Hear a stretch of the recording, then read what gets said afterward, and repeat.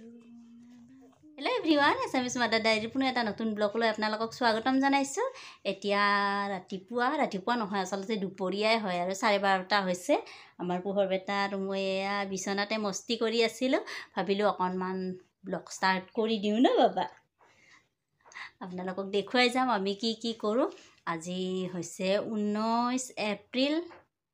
আমাৰ লোকসভা ইলেকশ্যনৰ প্ৰথম পৰ্যায়ৰ ইলেকশ্যন আজি আছে। শোণিতপুৰ ডিষ্ট্ৰিক্টতো আছে, আমাৰতো আৰু বৰপেটা ডিষ্ট্ৰিক্টে। গতিকে আমাৰ এতিয়া নহয়, আমাৰ 7 মে'। আমাৰ আচলতে এতিয়া বৰপেটা নপৰে, আমাৰ সেইখিনি এতিয়া বজালী ডিষ্ট্ৰিক্ট হৈ গ'ল। আমাৰ ভোট দিব যোৱা হ'বনে নাই দেখা যাব। গতিকে আপোনালোকক দেখুৱাই যাম আমি দিনটো কি কৰিম ন বাবা। সি মোৰ মুখৰ ফালে চাই আছে, দেখিছে? মানে মই যে কথা কৈ আছোঁ, সি ভাবিছে কাৰ লগত কথা কৈ আছে, মায়ে কি কথা কৈ আছে ন বাবা। গতিকে দেখুৱাই গৈ থাকিম। আমাৰ এওঁলোকৰ বন্ধ আছে দেই, মাইনাৰো বন্ধ আছে, এওঁৰো বন্ধ আছে। মোক চাই আছা,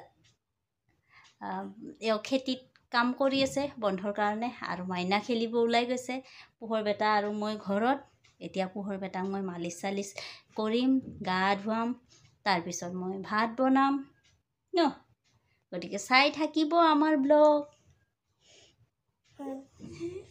সিও বুজি পায় দেই। আপোনালোকে যে আমাৰ পোহৰ বেটাক মৰম দি থাকে, সিও ভালকৈ বুজি পায় ন বাবা। চাই থাকিব দেই।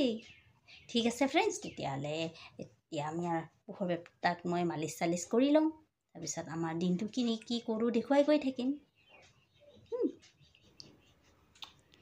ফ্ৰেণ্ডছ, এতিয়া মই এয়া আমাৰ পোহৰ বেটাক মালিচ কৰিবলৈ আৰম্ভ কৰিছোঁ।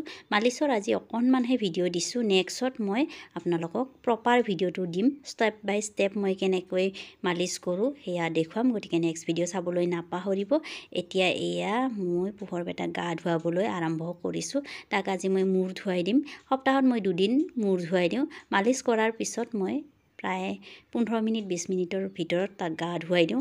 আৰু তাক এয়া মূৰ ধুৱাবৰ কাৰণে মই হিমালয়া বেবী চেম্পু ইউজ কৰোঁ।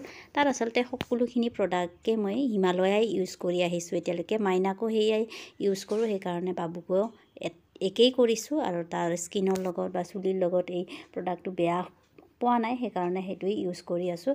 এয়া মূৰ ধুৱাবৰ কাৰণে মই এনেকৈ কোচত বহাই লওঁ। কোনে কেনেকৈ ধুৱাই জনাবচোন, যিবিলাকৰ সৰু সৰু বাচ্ছা আছে। মই কিন্তু এনেকৈয়ে ধুৱাওঁ, মাইনাকো এনেকৈয়ে ধুৱাই দিছিলোঁ। প্ৰথমতে মূৰটো ধুৱাই লওঁ, তাৰপিছতহে গাটো ধুৱাওঁ।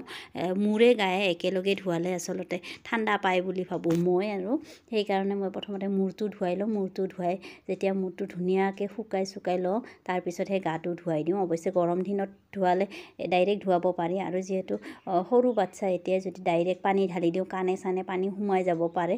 সেইকাৰণে মই এনেকৈয়ে ধুৱাওঁ। মাইনাকো এনেকৈয়ে ধুৱাইছিলোঁ আৰু বাবুকো এনেকৈয়ে ধুৱাওঁ। প্ৰথমতে কোচত বহাই লৈ মূৰটো ধুৱাই লওঁ। সি দেখিছে পুৰা ঘূৰি দেউতাকক চাই আছে, দেউতাক আছে ছাইডত, সেইকাৰণে। তাৰপিছত এতিয়া মই দেখিছে চেম্পু যিবিলাক আছিলে হাতেৰে পানী লৈয়ে মই গোটেইখিনি চাফা কৰি দিছোঁ। তাৰ মূৰত মই ডাইৰেক্ট পানী ঢালি দিয়া নাই। মই কৈছোঁ নহয়, কাণত পানী সোমাই যায় বুলি মোৰ ভয় লাগে। এতিয়া এনেকৈ এখন ঠান কাপোৰ লৈ তাৰ মূৰটো ধুনীয়াকৈ মুচি দিছোঁ, যাতে অকণো পানী নাথাকে। পূৰা ড্ৰাই কৰি লোৱাৰ পিছতহে মই গাটো ধুৱাম, নহ'লে চৰ্দি লাগি যাব পাৰে। সেইকাৰণে চাগে এতিয়ালৈকে সিমান এটা চৰ্দিৰ প্ৰব্লেম পোৱা নাই মই বাবুৰ। এতিয়া এয়া আমাৰ পোহৰ বেটাক মই গা ধুৱাবলৈ আৰম্ভ কৰি দিলোঁ। সি এনেকৈ অকণমান হালি বহিব পৰা হৈ গৈছে, আৰামছে বহে আৰু ধৰি লৈ, দেখিছেনে দুয়োফালে ধুনীয়াকৈ ধৰি লৈ বহি গা ধুৱে। আগতে মই অকণমান কোচত লৈয়ে গা ধুৱাইছিলোঁ, কিন্তু এতিয়া এনেকৈ ডাবৰটোত এফালে আৰামছে বহি ল'ব আৰু ভৰিৰে এনেকৈ পানী মাৰি ধুনীয়াকৈ গা ধুই লৈ। সি যে মালিচ গা ধোৱা ইমান ভাল পায়, কোনো নাকান্দে, মানে আৰাম লাগে চাগে। আৰু পানী মই তাক গা ধুৱাবৰ কাৰণে কুহুমীয়া গৰম পানীয়ে ব্যৱহাৰ কৰি আহিছোঁ সৰুৰে পৰাই। বহুতে ৰ'দত দিয়া পানী ব্যৱহাৰ কৰে, মই কিন্তু ৰ'দত দিয়া নহয়, ডাইৰেক্ট যিটো গৰম পানী গিজাৰত আমাৰ গৰম হয় সেই পানীয়ে দিওঁ, কিন্তু একেবাৰে কুহুমীয়া, যাতে বেছি গৰমো নহয় আৰু ঠাণ্ডাও নহয় তেনেকুৱা।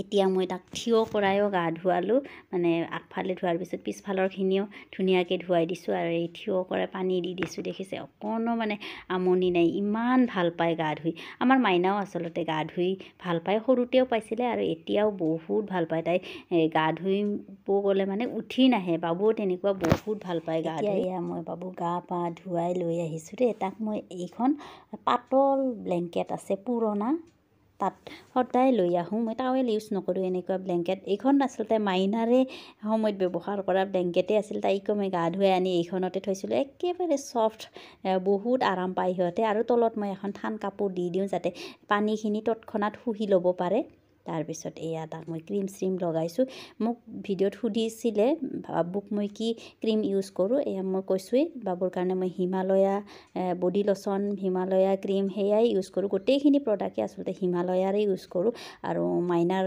কাৰণেও সেয়াই কৰোঁ সেইকাৰণে মই বেলেগ আৰু মই ব্যৱহাৰ কৰা নাই আগতে মাইনাক মই জনচন কৰিছিলোঁ কিন্তু এতিয়া জনচনৰ কিবা কিবি শুনিবলৈ পাওঁ কাৰণে হিমালয়া যি ষ্টাৰ্ট কৰিছোঁ এতিয়াও কৰি আছোঁ আৰু বেয়া পোৱা নাই এতিয়া এয়া দেখিছে আমাৰ বাবু গা পা ধুই কিমান ফূৰ্তিত আছে পূৰা জঁপিয়াই আছে ইয়াৰ পিছত মই তাক ফিট কৰাই দিলোঁ ফিট কৰাই দিয়াৰ পিছত এয়া দেখিছে ধুনীয়াকৈ টোপনি গ'ল সি মানে হাল্লা চাল্লা নহ'লে পূৰা 1-1.5 ঘণ্টা শুই যায় আৰু এইফালে মোৰ এই বস্তুবিলাক চাওক এতিয়া গা ধুৱাবৰ কাৰণে যিখিনি ব্যৱহাৰ কৰিছিলোঁ এইখিনি এতিয়া মই চোৰৰ নিচিনা মনে মনে আঁতৰাম দেই একেবাৰে ঘৰতে চোৰৰ নিচিনা লাহে লাহে খোজকাঢ়ি এইবিলাক মই আঁতৰাই থৈ দিওঁ নহ'লে সাৰ পাই যাব বুলি ফ্ৰেণ্ডছ এতিয়া একেবাৰে আবেলি সময়হে আপোনালোকৰ ওচৰলৈ আহিছোঁ এয়া আমাৰ পোহৰ বেটাৰ আজি জীৱনৰ এটা নতুন অধ্যায় আৰম্ভ হৈছে দেই এইটোৱে হৈছে বটল ফিডিং তাক আজি প্ৰথম বটল ফিডিং ষ্টাৰ্ট কৰিছোঁ কাৰণ মোৰ ডিউটিত জইন কৰিবৰ হৈছে তাক অভ্যাস কৰোৱা দেৰিয়ে হৈ গ'ল আচলতে আগতেই কৰাব লাগিছিলে মই সেই কিবা সিমান এটা ভাল নাপাওঁ বটল ফিডিংটো কিন্তু উপায় নাই সেইকাৰণে মই এয়া কৰাবৰ কাৰণে চেষ্টা কৰি আছোঁ এবাৰ শুৱাই এবাৰ থিয় কৰাই কিন্তু সি নাখায় নাজানে আচলতে সি কামুৰি দে কেনেকৈ চুপিব লাগে নাজানে কিন্তু চেষ্টা কৰাবই লাগিব মোক খোৱা দেখি মাইনাও হেনো খুৱাই দিয়ে সেইকাৰণে সিও মানে মাইনাৰ ফালে চাই এনেই বটলটো মুখত লৈ আছে পিছত মই দীঘল ভিডিঅ' এটা বনাম কি গাখীৰ দিওঁ বা কেনেকৈ দিওঁ সেইবিলাক আগতে চেষ্টা কৰি চাওঁচোন সি খায় না নাই গতিকে ব্লগটো সামৰিছোঁ চাই কেনেকুৱা পালে